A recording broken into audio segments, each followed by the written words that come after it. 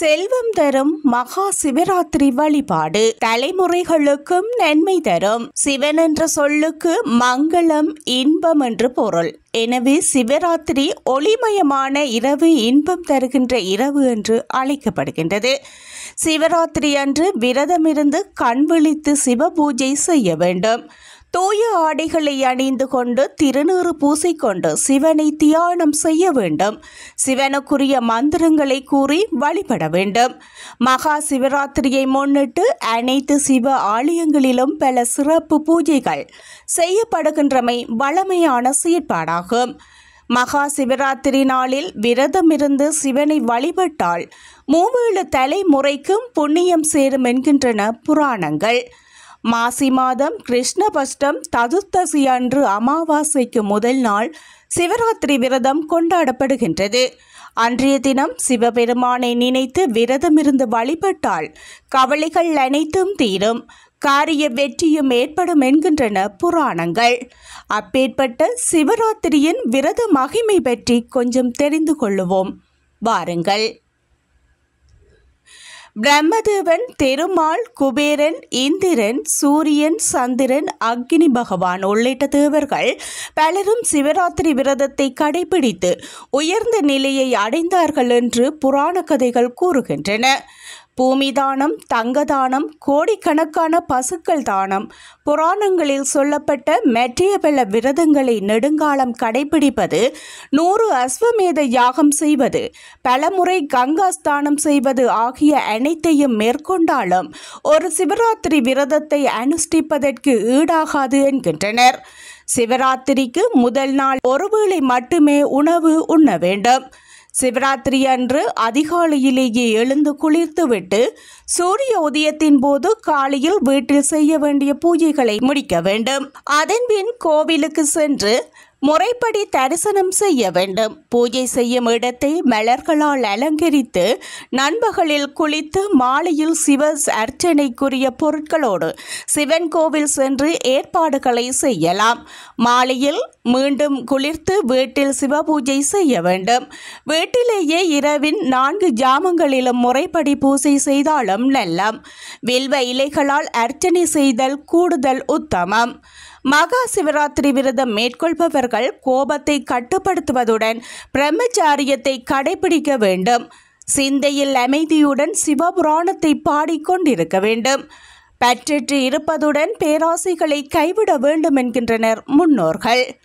மாலையில் குளிர்த்து உலர்ந்த ஆடை அணிந்து நெற்றியில் திருநீறு அணிந்து கையில் உருத்திராட்சக்க மாலையுடன் வீடுகளில் சிவபூஜை செய்தோ அல்லது கோயில்களுக்கு சென்றோ சிவனை வழிபடுதல் வேண்டும். சிவராத்திரி விரதம் இருப்பதால் தெரியாமல் செய்த பாவங்களுடன் தெரிந்தே செய்த பாவங்கள் செய்திருந்தாலும் அவை நம்மை விட்டு நீங்கி போகும்.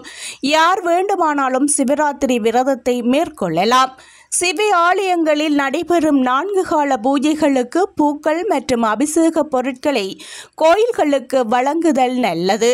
சிவராத்திரியன்று நள்ளிரவு 11:30 மணி முதல் 1 மணி வரை லிங்கோத்பவர் காலமாகும். அந்த நேரத்தில் வழிபாடு செய்தால் நற்பலங்கள் நமக்கு கிடைக்கும். அந்த நேரத்தில் வலம்புரி சங்கால் அபிஷேகம் செய்து வில்வ இலையால் அர்ச்சனை செய்து சுத்தமான அன்னத்தை நைவேத்தியமாக வைத்து சிவனுக்குரிய பாடல்களை பாடி பஞ்சராட்சதங்களை பல 100 முறை சொன்னால் பாவங்கள் விலகும், யோகங்கள் வந்து சேரும் என்கின்றனர் முன்னோர்கள். சிவராத்திரி தினத்தன்று இரவில் 4 யாமங்களிலும் தூங்காமல் பூஜை செய்து மறுநாள் விடியற்காலையில் நீராடி காலை அனுஷ்டானத்துடன் உச்சிக்கால அனுஷ்டானத்தையும் அப்போதே முடிக்க வேண்டும். அதன்பின் தீட்சை தந்த குருவை பூஜை செய்துவிட்டு உடைகள் மற்றும் உணவினை அந்தணருக்கு தானமாக அளித்து விரதத்தை நிறைவு செய்யும் விதமாகவும் உணவு உண்ண வேண்டும். பூஜை செய்ய முடியாதவர்கள் 4 ஜாமத்திலும் சிவபுராணம் கேட்டும் சிவன் கோயில்களுக்கும் சென்றும் இரவை கழித்து சிவனை வழிபடலாம். மகா சிவராத்திரி விரதம் இருப்போருக்கு நற்கதி கிடைப்பது இப்பூத உடல் மடிந்தபின் சொர்க்கத்தையும் இறைவன் அளிப்பான் என்பதே பின்னணி தத்துவமாகும். இப்படி 24 வருடங்கள் சிவராத்திரி விரதம் இருந்தால் அவர்கள் சிவகதி அடைவார்கள். அத்துடன் அவர்களின் 3 தலைமுறைக்கும் நற்கதி அடைந்து முக்தியை அடைவது சாத்தியம் என்கின்றது புராணங்கள். சிவராத்திரி விரதமிருந்து நமசிவாய என்ற மந்திரத்தை இரவு முழுவதும் உச்சரித்தால் மகத்தான பலன்கள் கிடைக்கும். வாழ்வில் செல்வம், வெற்றி ஆகியவற்றை பெற விரும்புவோர் அவசியம் சிவராத்திரி விரதம் இருக்க வேண்டும். சிவ ஆலயத்தில் பலிபீடத்திற்கு அருகில்தான் நமஸ்திக்க வேண்டும். 3, 4, 7, 9 என்ற எண்ணிக்கைகளில் ஏதாவது ஒரு எண்ணிக்கையில் நமஸ்காரம் மேற்கொள்ளலாம். கோவிலில் வலதுபுறம் கிழக்கு புறமாக கால் நீட்டக்கூடாது. ஆண்கள் அஷ்டாங்க நமஸ்காரமும் பெண்கள் பஞ்சாங்க நமஸ்காரமும் செய்தல் வேண்டும். கிழக்கு நோக்கிய சந்நிதியானால் பலிபீடத்திற்கு தென்கிழக்கு மூலையில் தலை வைத்து வணங்க வேண்டும். தெற்கு மேற்கு நோக்கிய சன்னதிகளில் பலிபீடத்திற்கு தென்மேற்கு மூலையில் தலை வைத்து வணங்க வேண்டும். சிவ ஆலயத்திற்குள் எப்போதும் திரியாங்க நமஸ்காரம் செய்ய வேண்டும். பிரகாரத்தில் பிரதட்சணை செய்யும் பொழுது மிகவும் நிதானமாக செய்ய வேண்டும். சிவராத்திரி அன்று உமாதேவியுடன் இணைந்த சிவபிரானை பூஜிக்கின்றவர்கள் பிறவி பயனை அடைவார்கள். அவர்கள் பேரின்பத்தை அடைகிறார்கள் என்று சிவானந்தகரி கூறுகின்றது. தாமரை, வில்வம், சதர்ப்பம் ஆகியவற்றால் சிவனை அர்ச்சிப்பவர் பெரும் செல்வத்தை அடைவார். நீலோத்பலம், ஜாதி மல்லிகை, பாடலம், அரளி, ஆத்தி, கோங்கோ, முல்லை, பலாசம் ஆகியவற்றாலும் அர்ச்சிக்கலாம்.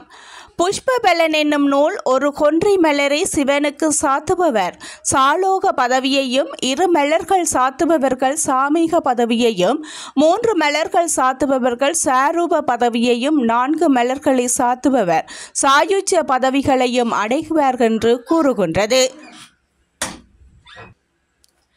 வில்வ மரத்தில் மகாலட்சுமி வாசம் செய்வதால் ஒரு வில்வம் லட்ச சொர்ண புஷ்பங்களுக்கு சமம். இதில் ஒன்றினை ஈசனுக்கு அர்ப்பணித்தால் மகா தோஷங்கள் நீங்கி சகல நன்மைகளும் உண்டாகும். சிவனுக்கு வில்வ அர்ச்சனை செய்யும் போது அதன் பின்பக்க நரம்பு மூர்த்தியின் மேல் படும்படி போட வேண்டும். இந்த பக்கம்தான் லக்ஷ்மி வாசம் செய்கின்றார். ஒற்றைப்படை இதழ்களை கொண்ட வில்வம் அர்ச்சனைக்கு மிகவும் உகந்தது. இப்படியாக சிவராத்திரி விரத வழிபாட்டு முறையை கடைபிடிப்பவர்கள் எல்லா நலன்களும் பெற்று முக்தி அடைய வேண்டும். இச்செய்திகளுக்கு பிரதான அனுசரணை செல்வாசுக் இமோபிலியன், சுவிஸ் நாட்டில் முன்னணி நிறுவனம். தொடர்புகளுக்கு 07951464228.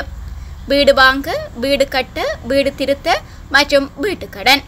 Your future our vision. இது போன்ற மேலும் பல முக்கிய சுவாரஸ்யமான செய்திகளை அறிந்து கொள்ள லங்காஃபோ யூடியூப் சேனலை சப்ஸ்கிரைப் பண்ணுங்கள். எமது செய்திகள் உடனடியாக கிடைக்க பெல் பட்டனை அழுத்துங்கள். அத்தோடு எமது செய்திகளை மற்றவர்களும் பார்வையிட ஷேர் செய்யுங்கள். நன்றி.